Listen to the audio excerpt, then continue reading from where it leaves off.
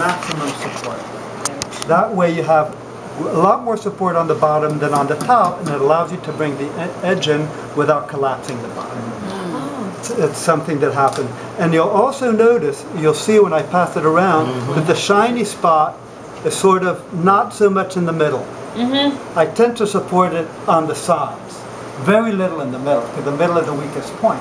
So if you hit too hard, it'll collapse the problem. So I also move it not only like, I move it like this, but also like that. See? Do you do the two again? So there's this, I'll start like this, and then I'll move it a little bit over. So that every course is supported at a slightly different point. That way it ensures that the thing will stay really round, and you're planishing the bottom at the same time, so it comes out very smooth. Is there any temper that you would like for this aspect of the closing?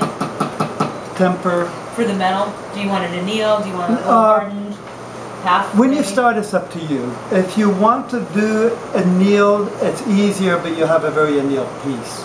I tend to anneal, when we make most of our work, we rarely anneal more than once. Really? We try not to anneal at all if we can. Wow. We start with an annealed sheet.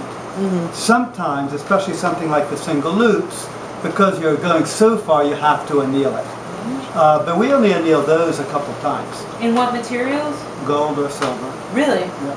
Wow. Even sterling, we discovered that we never did sterling because it was a fire scale problem. Of course, now it's no longer, you can get palladium silver or germanium silver. You have all these new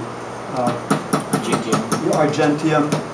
However, before I did that, when I decided to do a silver line to save us from the recession, I had a ton of silver that I never used. So I said, let's use the sterling. And I thought, let's try not annealing it at all. I swear. No problem.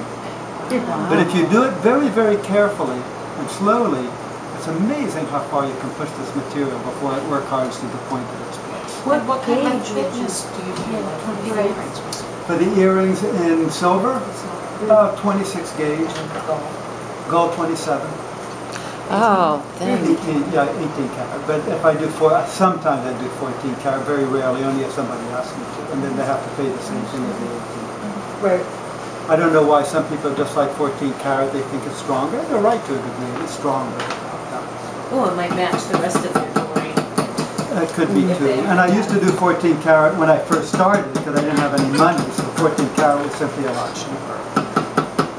And if you remember in the 70s, late 70s and 80s, 14 karat was in this country at least.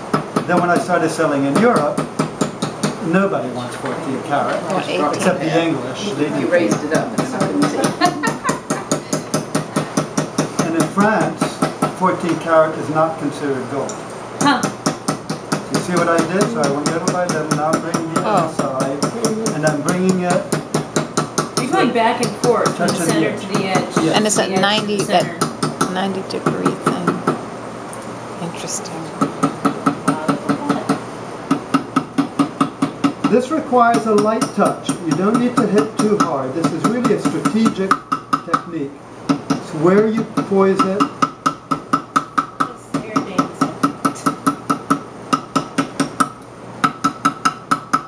Okay, now I'm just going to make sure that the contact is even.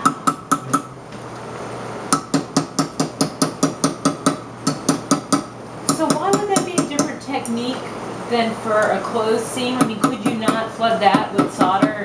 Oh, you could if you wanted to. Oh, sure, you could. Well, there would be no point.